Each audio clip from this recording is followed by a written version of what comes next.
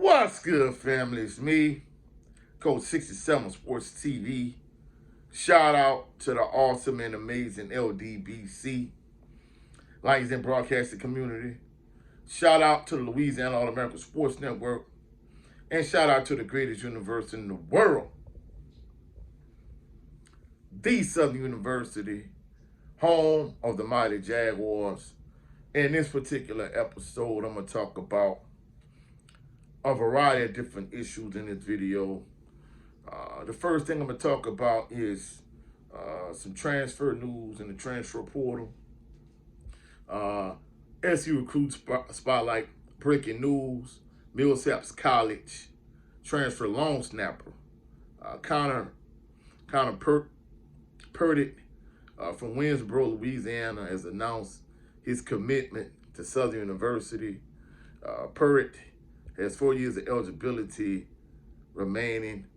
This one thing I have been talking about is the fact that when it comes to recruiting in today's day and age, a lot of coaches, they really prefer to go, instead of, recruiting players and getting players from high school and bringing them players in and teaching them and growing them and developing them.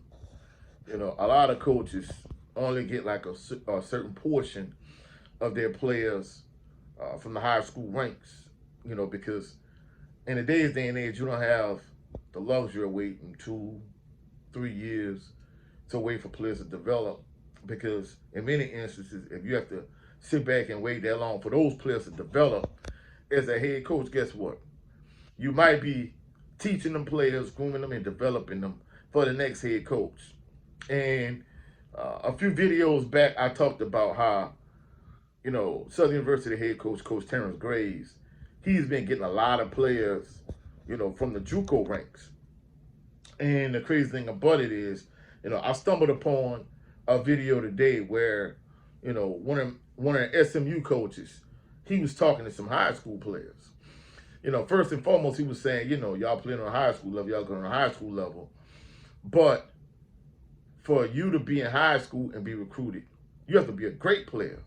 Because he said those players that's in the transfer portal, they're very good. And he didn't bring this point up, but some of them players that's in the transfer portal going to get stuck in the transfer portal the way Bashawn McCray did. So, he was saying, like, at the school, over the course of a calendar year at SMU, tuition is $80,000. And I'm like, damn. I spent $80,000 my whole time at Southern University in terms of tuition, financial aid, the whole nine. So he was saying that, if you only take, more than likely only going to take about 7 high school players. But he was saying, if you're a player, like basically, if you're a player coming from high school, even though tuition is $80,000 for a year, he was like, that scholarship is worth $120,000. So, he basically did some simple math and he rounded it. He was like, so 4 years worth of tuition is $480,000. And I'm like, damn. So basically he was talking to the kids and he was saying that, there's certain things that determine whether they really pursue a high school player. He was like, first and foremost, academics. He was like, from an academic standpoint, you can't be the type of player, that was mediocre academically in high school, then all of a sudden you're going to get to college and become, a Rhodes Scholar. Like, hey, it don't work that way. Like, hey, if you're not handling business in high school, you're not going to come to college and all of a sudden be like a world beater from an academic standpoint. And he was like, if you in school and you're not going to class, you skipping class, you cutting class, you sitting in the back, you're not doing your homework, you goofing around. He was like, man, we're going to get rid of your ass. So he was like, hey, I had to break it to you. But the players on our team that graduate, when they graduate and they get their own business, they're going to come back and hire you. And they start laughing. So at the end of the day, the landscape of college football, it really has changed. Gone are the days where, you can just get players out of high school, even if you're getting the best of the best. Like in today's day and age, from a recruit standpoint, like you need a variety of different players. You need players from the high school ranks. You need players from the JUCO ranks, even community college, whatever the case may be, and you need players from, if you're an HBCU school, you need players from PWIs, but more than anything, Power Five schools. So he just talked about that. I guess that was his recruiting pitch to the players that we're bringing in. One other thing that I've been seeing people talk about on social media is the fact that Mississippi Valley was at Trump's inauguration. Now, I'm going to keep it a buck. I'm not a huge fan of Trump whatsoever. I definitely wasn't a fan of Harris. I wasn't a fan of neither one of them, to be truthful.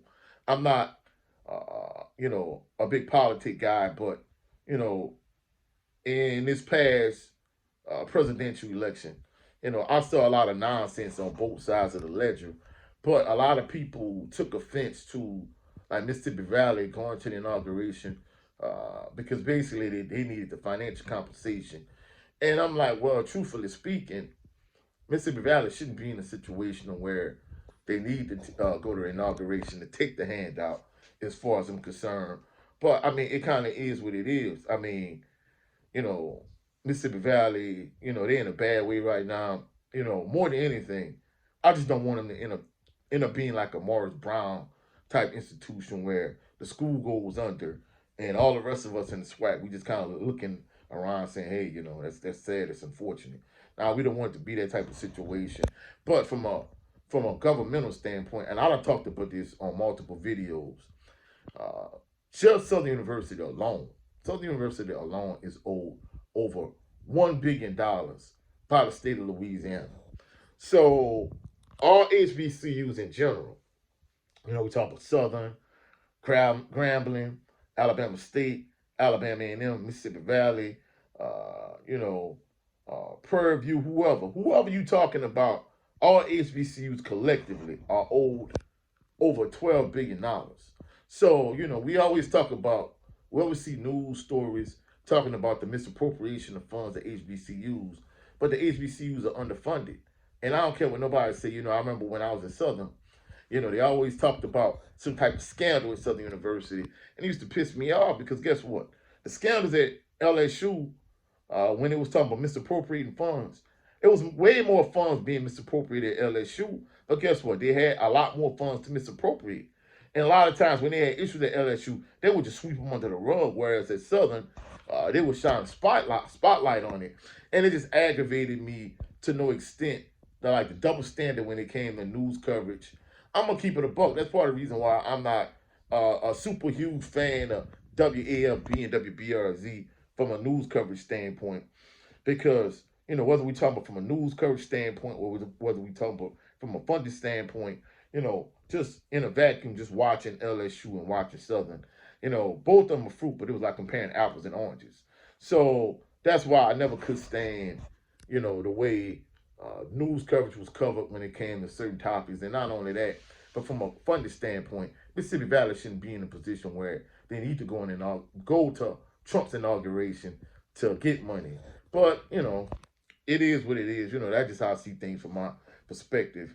And, hopefully, they're never in a position where they have to do something just to get the money. But it is what it is. But that's it for this video. If you found any value in this video, please like the video, share the video, comment in the comment section, subscribe to the channel. Also, click the notification bell so you can be alerted anytime I post any new videos. Also, go check out my brother on his channel, Jared 11 Green, Southern Baller Show, every Sunday, 3:30 p.m. Central Standard Time. This coming Sunday, we're going to talk about the national championship game. And, of course, congratulations to Ohio State for winning the college football playoff national championship. Also, go check out my brother Brent Fox on his channel with his show. It's just me starring Brent Fox. And lastly, go check out my brother 7A Sports TV. He has two channels. His primary channel is 7A Sports TV. His backup channel is the LDB. His backup channel is the No 304 Show. Every Sunday, 8 p.m. Central Standard Time. Him and a brother, Blu-ray Fitness, they do a live stream every Sunday at 8 p.m. So go check all these brothers out. Go check all the LDBC brethren. I'll catch y'all on the rebound. Y'all have a blessed and phenomenal evening. Stay warm, stay safe. Hopefully everybody that's watching this video within the sound of my weak voice is staying warm and all is well with you. I'll catch y'all on the rebound. Peace and blessings.